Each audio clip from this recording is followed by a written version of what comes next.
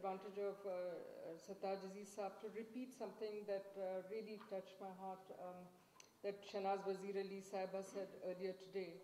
She said that BIS has really been the test that has shown that if you put together a well-designed program by national, respected, non-partisan, technical experts, mainly economists, and if you get the cross-party support, as BIS has, that this can weather the test and really become a very, very successful program.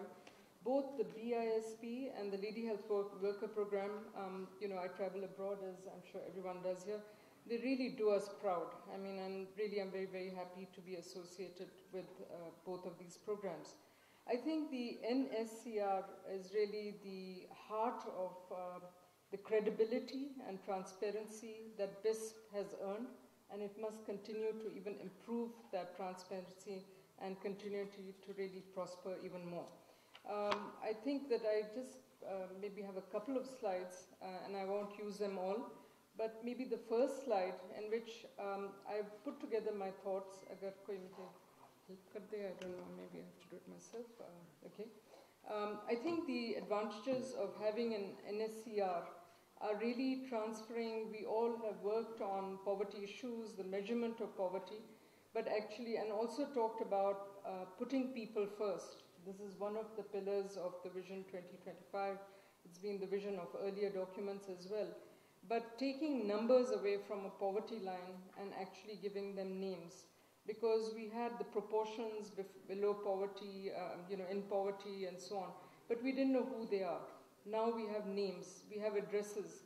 I think we even have their GPS addresses. So I think by giving that focus, particularly to the women who, even in the census, we are just entering the period of the census, one of the biggest concerns is that these are the women, and especially young girls, who will be missed out from being counted. But the NSER, I think the people who are doing it are going to have done it and are going to do the next round, are already well trained to look for these women, to look for the households that get excluded. So I really take my hat off, and I think this is going to serve a huge purpose as a counter check for some of the things that we might miss out in other national and subnational inquiries. I think that because we don't count the poor and we don't name the poor, how can we reach the poorest of the poor? So we make excuses that we couldn't go to urban slum, we couldn't go to Kachi Abadi. This was a new settlement. The NSER will have no such excuses, I'm sure, under your leadership.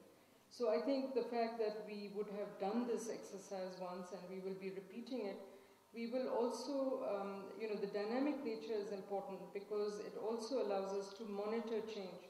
And I would say Pakistan, with its economy, growing economy, we have every reason to hope that our the numbers in poverty have to shrink over time. There has to be movement out of poverty. And I think the NSER is an excellent tool for measuring that change. If we see the change going in the opposite direction, I think the government needs to be concerned about this program. I do want to bring, I have been asked to talk about population welfare, and I do want to point out some things that are really naked truths about this thing, about poverty.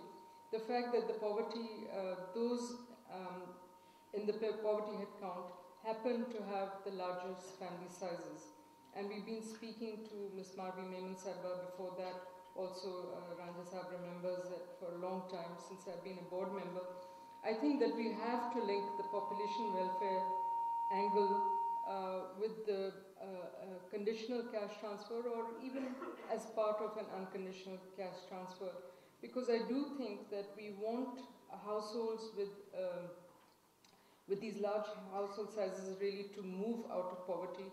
And I do think that doing something in this area will actually help graduate many of the women out of poverty. Let me see if I can move this. Okay, somebody's helping me. This is another truth. These are all data from Pakistan, recent surveys. This is the Demographic Health Survey, which shows us that it breaks the myth that जो हमारे यहाँ गरीब हैं वो चाहते हैं, इतने बड़े ख़ानदान चाहते हैं. I go everywhere and everyone says, आप तो population के बारे में कुछ नहीं कर पाएं, क्योंकि आपको पता है गरीब तो चाहते ही हैं इस तरह से, but I think at least I have one partner in the room who knows this, that actually this is a misnomer. This is not true, that the poorest families are really wanting a much more reduced. It's a huge change actually. They only want 3.9 children.